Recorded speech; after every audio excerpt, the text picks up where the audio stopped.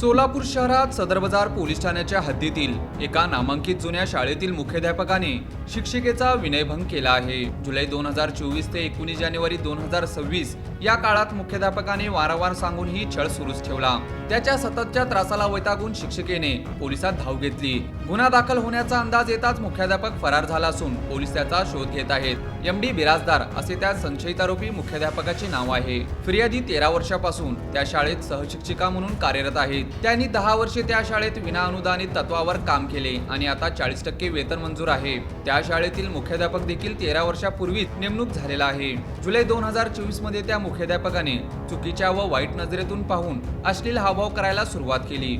6 महिन्यापूर्वी त्याने मोबाईलवरील स्टेटसवर पतीसोबत ठेवलेला फोटो पाहून तुम्ही खूप छान दिसता, नवऱ्यासोबत फोटो ठेवू नका, साडीवरील एकटीचा फोटो ठेवा अशी टिप्पणी केली। त्यावेळी फिर्यादी शिक्षिकेने मुख्याध्यापकास वैयक्तिक आयुष्यावर आपण काही बोलू नका असे बजावले होते।